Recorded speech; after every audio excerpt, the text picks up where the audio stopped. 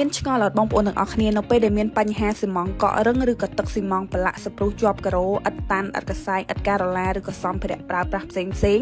តើគេយកអីមកលាងជំរះដែរគួរយកសាប៊ូលាងចានសាប៊ូបោកកៅអៅឬក៏សាប៊ូកក់សក់យកមកលាងជំរះបញ្ហាទាំងអស់ហ្នឹងតែបើចម្លើយពីខ្ញុំវិញគឺខ្ញុំនឹងជ្រើសរើសទឹកថ្នាំជំរះស៊ីម៉ង Daily តោះឥឡូវយើងមកមើលសកម្មភាពបងទាំងពីរនាក់ដែលគាត់យកផលិតផលផ្សេងមកសម្អាតបញ្ហាស៊ីម៉ងកក់រឹងទៅលើឥតកសែងទាំងអស់គ្នាឥឡូវនេះនៅពេលដែលប្រើជក់ដោះគឺវាដូចជាស្រាលពេកអញ្ចឹងគាត់ក៏បានយកកំបិតឈូសយកមកឈូសស៊ីម៉ងនឹងតែម្ដងហើយឈូសខ្លាំងទៀតណាតាមតែយើងមើលទឹកដៃរបស់គាត់នេះណាតោះឥឡូវមកមើលសកម្មភាពរបស់ក្រុមការងារទឹកថ្នាំជំរះស៊ីម៉ង Daily សម្អាតស៊ីម៉ងកក់រឹងទៅលើឥតកន្សែងនឹងទាំងអស់គ្នា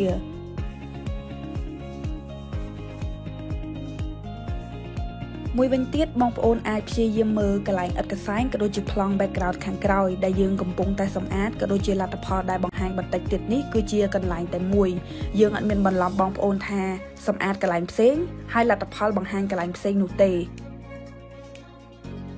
បន្ទាប់ពីសម្អាតរួចបងប្អូនអាចយកកាណាត់ស្ងួតទៅជូតផ្ដិតពីលើបានដើម្បីឲ្យឥតកន្សែងរបស់យើងកាន់តែឆាប់ស្ងួតឥឡូវនេះលទ្ធផលបានបង្ហាញឲ្យបងប្អូនគិតមិនដែរក្នុងការយកទឹកថ្នាំជំរះស៊ីម៉ង Daily ទៅសម្អាតបញ្ហាស៊ីម៉ងកករឹងទាំងអស់នោះបើសម្រាប់ខ្ញុំវិញខ្ញុំឲ្យ10លើ10ហ្មងព្រោះថាបញ្ហាស៊ីម៉ងកករឹងលើឥតកន្សែងនេះណាមិនត្រឹមលក្ខណៈងាយទេវាចូលរាប់ខែរាប់ឆ្នាំហើយតែលទ្ធផលវិញឡើងជ្រះស្អាតស្ទើរ 100% ដូចអត់ធ្លាប់ប្រឡាក់អីពីមុនចឹងហើយឡើងភ្លឺជ្រេញតែម្ដង